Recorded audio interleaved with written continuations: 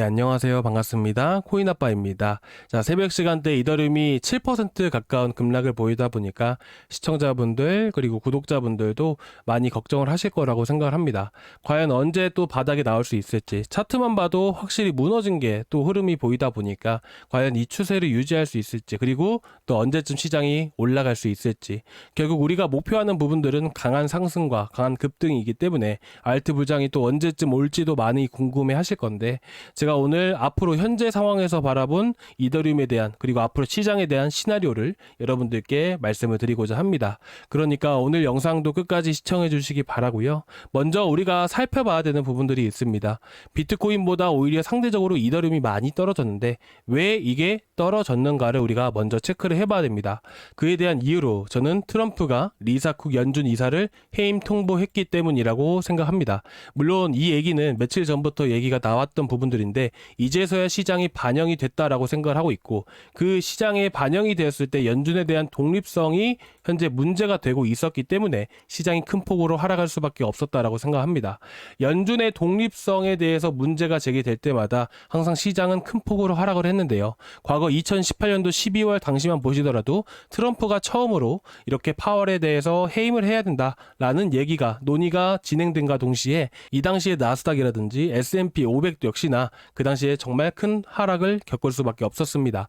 당시에 파월이 금리 인상을 3차례 해야 된다라는 얘기가 들려오게 됨으로써 트럼프가 여기서 파월을 해임해야 된다라는 얘기가 들려왔던 부분들이고, 이후에 2차례로 수정을 하게 되면서 시장이 다시 한 번 더 강하게 반등해줬다라는 부분들을 알 수가 있습니다. 그만큼 연준의 독립성에 문제가 되기 시작을 하게 되면 금융시장에도 큰 영향을 미치게 됩니다. 하지만 비트코인에 비해서 상대적으로 또 이더리움이 많이 하락을 할 수밖에 없었던 이유가 있었는데요. 그 이유가 바로 이 통화정책에 대한 불확실성이 확실히 더해졌기 때문입니다.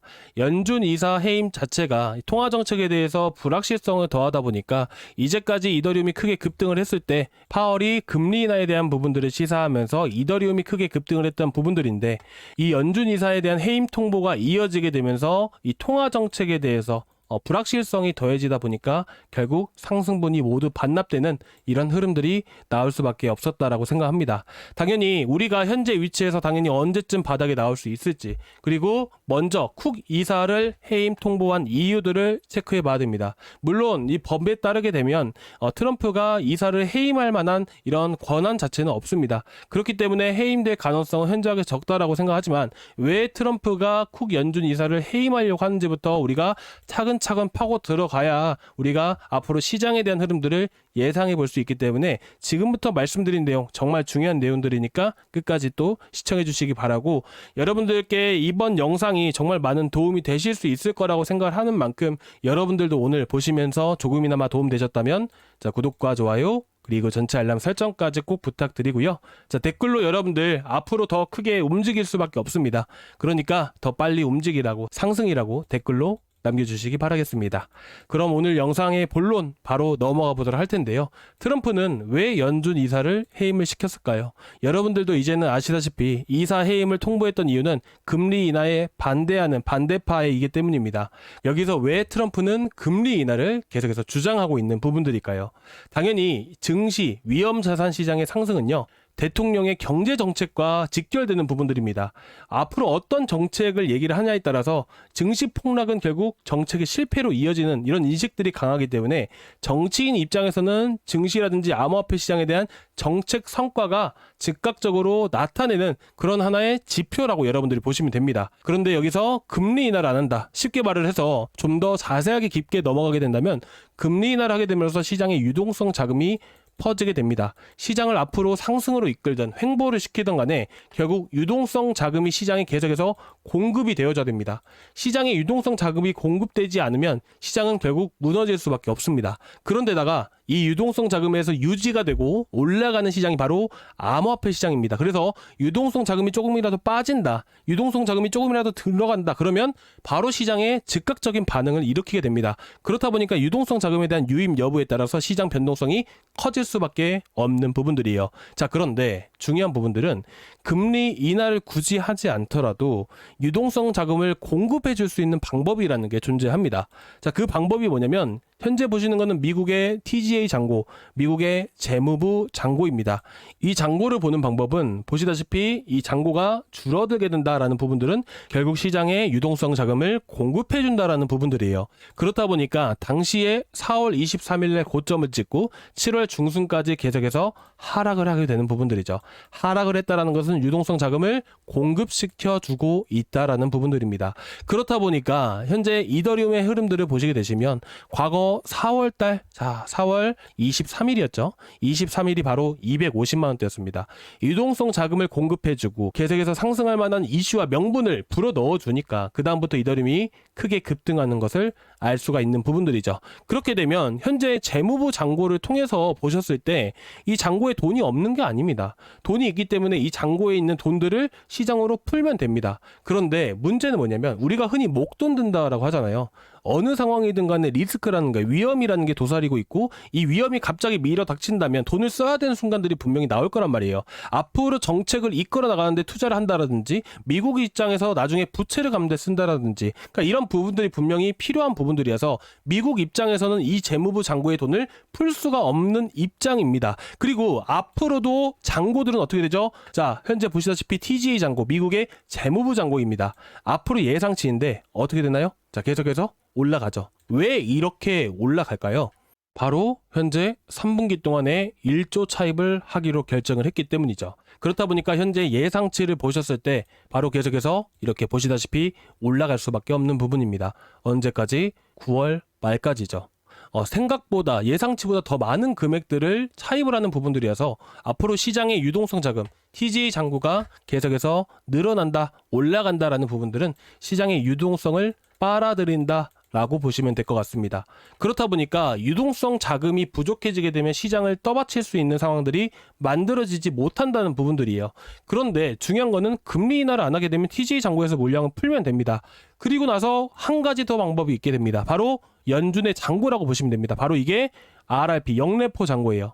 그래서 지금 7월 말부터 해서 보시면 8월 20일까지 쭉 하락을 하죠. 이거는 뭐냐면 영래포 잔고가 떨어진다는 부분들은 시장의 유동성을 공급해 준다라는 부분들이에요. 그렇다 보니까 TGA 잔고가 7월 달까지 어떻게 됐죠? 떨어지고 나서 계속 올라갑니다. 그런데도 시장이 올라갈 수 있었던 부분들은 시장의 유동성 자금을 공급을 누가 해주고 있었다?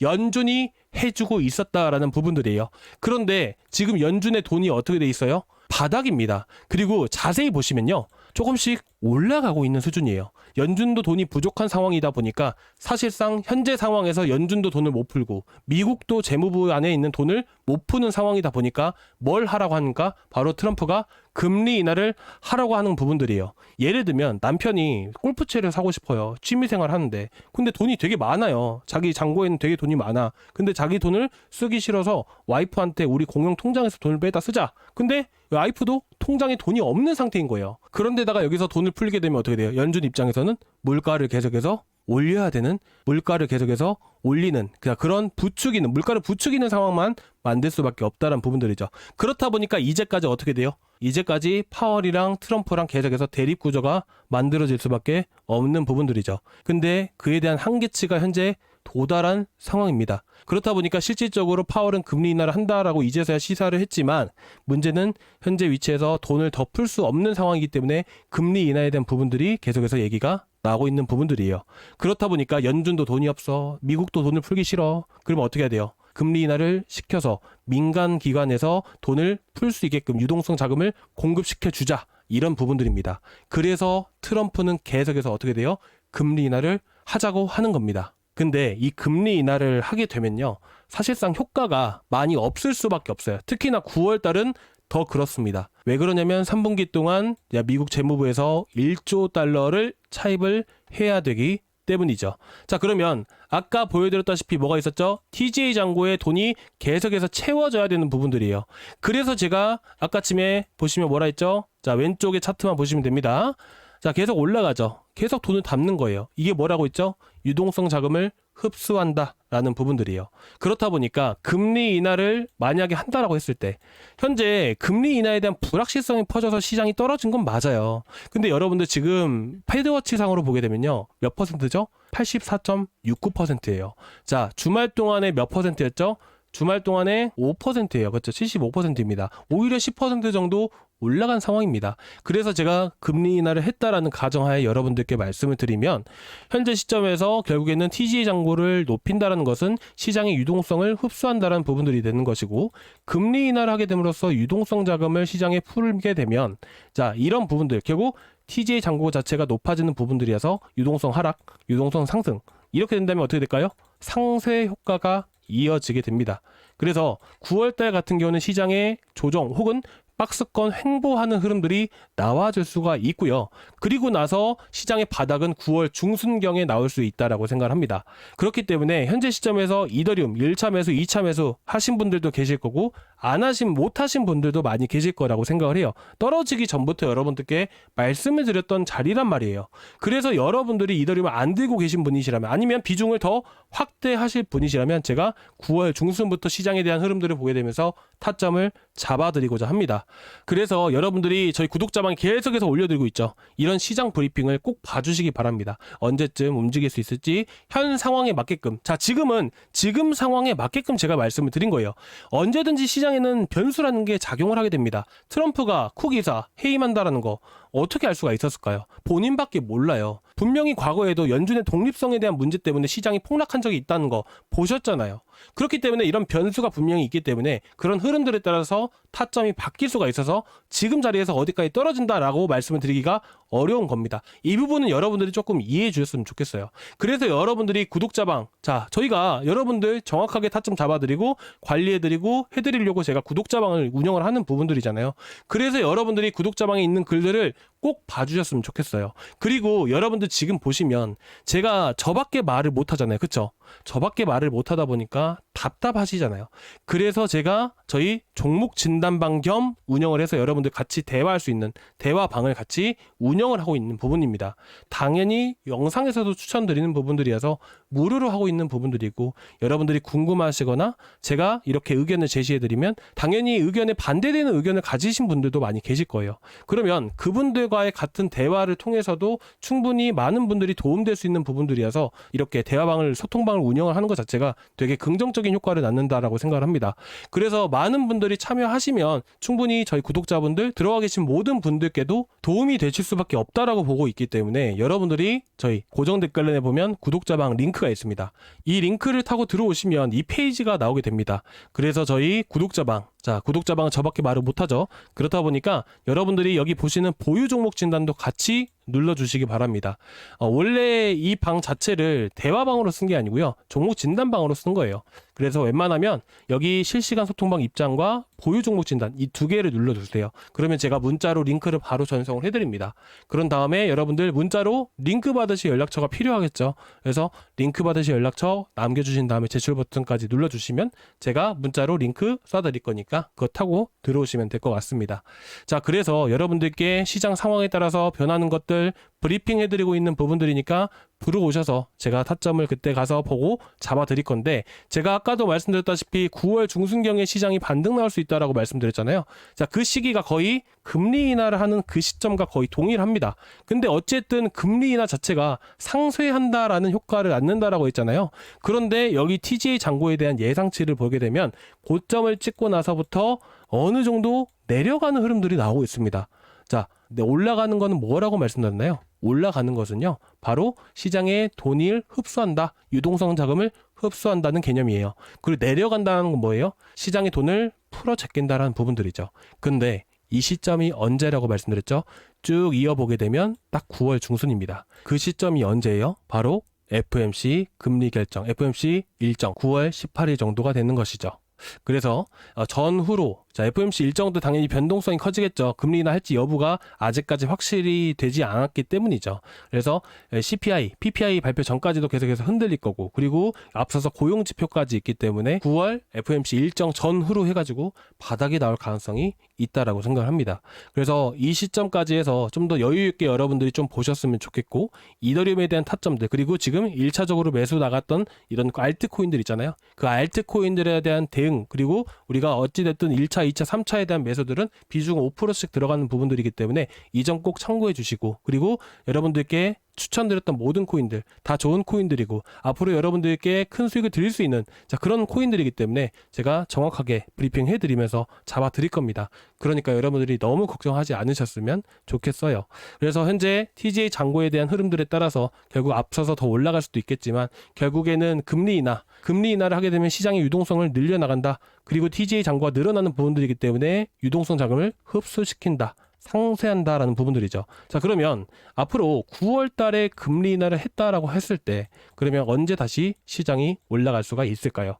자, 9월 중순부터 바닥이 형성될 가능성이 높은 시점인데 그러면 언제 다시 올라갈 수가 있을까요? 당연히 유동성 자금이 공급되는 시기들을 찾아봐야겠죠. 그 시기가 언제라고 했죠? 금리 인하. 근데 상쇄됐다라고 했죠. 그러면 10월 달 금리 인하 가능성이 높아지게 되면 그에 따라서 어떻게 될까요? 바로 상쇄 효과가 아니라 금리 인하 양적 완화 효과를 나타나게 되면서 시장이 올라갈 수가 있겠죠. 당연히 10월 중순경에는 뭐가 있죠? 10월 중순 말 경우에는 ETF에 대한 이슈까지 덩달아 있는 부분들이고요. 그렇죠? 그래서 여러분들이 지금 시기가 많이 변동성이 커질 수 있겠지만 여러분들이 이런 큰 흐름들을 미리서 알고 계신다면 조금이라도 마음이 편하실 것 같아서 오늘 조금 어려운 내용이지만 이렇게 여러분들께 조금 편안하게 하시라고 이렇게 준비를 했습니다. 그리고 결국 상승할 수밖에 없는 부분들이니까 여러분들이 너무 걱정하지 마시고, 자, 여러분들 아직 구독과 좋아요 안 눌러주신 분들 구독과 좋아요 한 번씩 꼭 부탁드리고 댓글로 상승이라고 남겨주시면 감사드리도록 하겠습니다. 자, 일단은 저는 문자 기다리고 있고 내일 또 말씀드릴 내용이 너무나도 많습니다. 오늘 사실은 여러분들께 온체인 데이터에 대해서 말씀을 드리려고 했어요. 고래들의 물량은 계속해서 증가하고 있는 부분들이고요. 그리고 보시면 어때요? 고래들의 물량들 몇 개죠? 자, 1000만 개에서 1억 개가량 들고 있는 물량들. 자, 이 지갑은 전체 유통량 비중에서 43%가량을 차지하고 있는 지갑입니다. 계속해서 올라가고 있죠. 고래들은 여전히 매도가 아니라 매수로 대응하는 시점이에요. 그렇기 때문에 지금은 매도가 아니라 매수로 대응해야 되는 시점이라는 부분들이죠. 자, 지금 위치에서 지지를 해줄 수도 있고 내려갈 수도 있어요. 근데 어쨌든 9월 중순 이 시기 자체는 무시할 수 없는 부분들이기 때문에 그 시기에 따라서 어디서 지지를 해줄지 기술적으로 그때 가서 분석해서 말씀을 드릴 겁니다. 너무 걱정하지 마시고요. 오늘 영상 조금이나마 도움 되셨다면 구독과 좋아요 한 번씩 부탁드리고 다음 시간에 또 뵙도록 하겠습니다. 감사합니다.